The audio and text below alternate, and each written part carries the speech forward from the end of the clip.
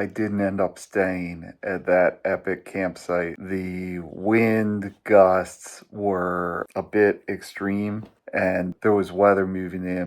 A man's got to know his limitations. To understand how I ended up here, you need to know where the week started.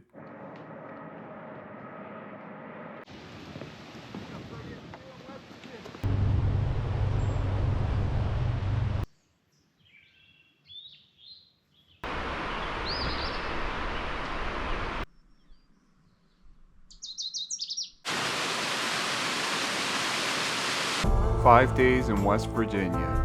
This is where it ended." I'm just gonna say this is some of the prettiest forest I've had an opportunity to experience. Stopped at this scenic overlook across the street. Right over here is just this beautiful meadow. Highly recommend coming down here to the southern part of Monongahela National Forest around the Cranberry Wilderness.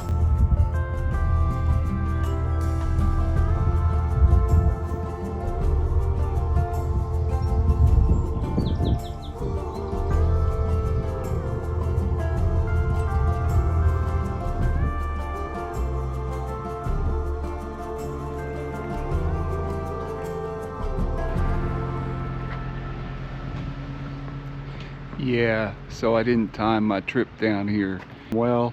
The Science Center Visitor Center is closed.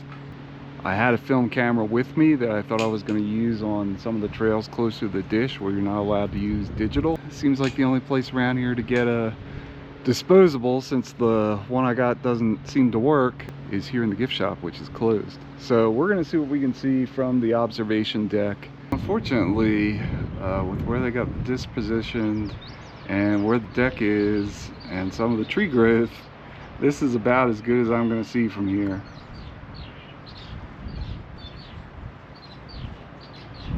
Still pretty cool. Yeah, I'm gonna have to come back another time. Did manage to walk to the edge of the zone where you can't use cell phones past that point or any kind of digital equipment and get one decent shot of the big radio telescope there. I'm now following part of the Monongahela 200 up here near the Laurel Fork South Wilderness. In the GPX that the Rugged Adventures folks did for Onyx, they dropped a couple of campsites over towards the end of the route. I'm going to see if they're available when I come by. If so, I'm probably just going to stop there. We're now getting into stuff that I'm familiar with, and I do enjoy quite a bit, so I'm happy to be back here and cruising around looking for some dispersed camping.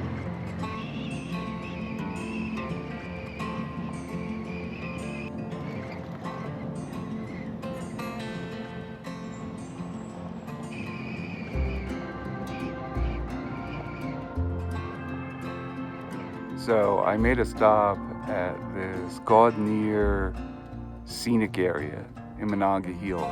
And honestly, this whole forest area up here is pretty neat.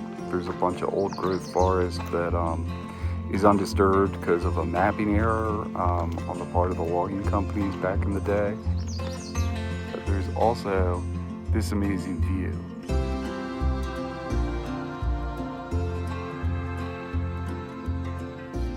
I wasn't alone up here. A small group of energy company workers were taking a break from a weeks-long training. Several had ties to southeast Pennsylvania and South Jersey. Small world. They confirmed that the camping further north along the Monongahela 200 was worth seeking out. One of them showed me a photo of a sunrise from up there. I think I ended up at the same site.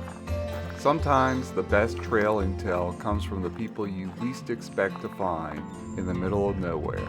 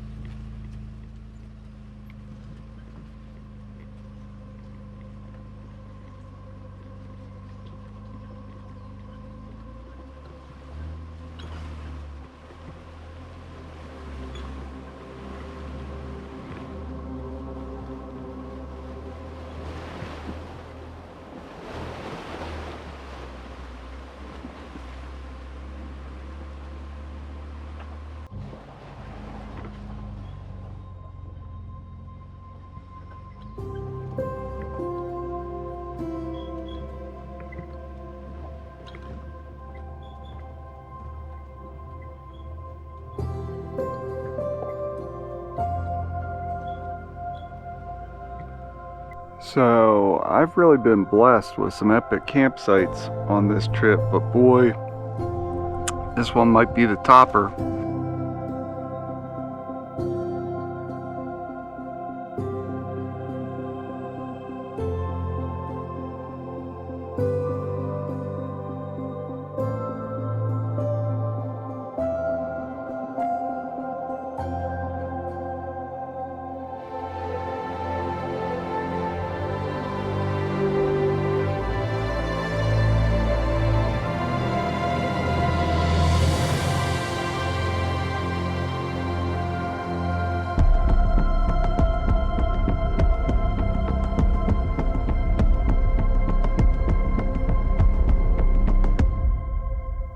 Quick channel break. If this series has been helpful for planning your trip to West Virginia, subscribe and hit the bell. There's still more interesting content coming from this trip. And if you want the GPX files and route downloads, consider joining the channel. Link in the description. Let's see how this story ends. So you can see why leaving was a hard decision to make.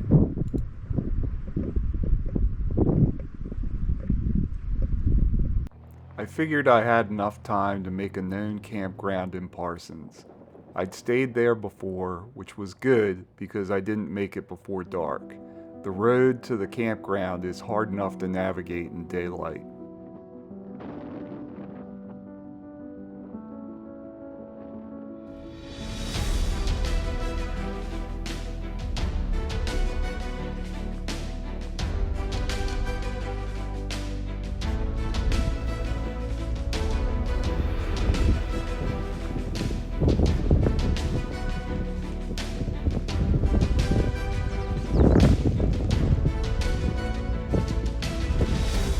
Even in the rain, it's pretty epic. Still, it was the right call to wave off on that site and head home. So I opted for a very simple cabin up in Parsons. I will be returning to that site at a time when the weather is a little bit more forgiving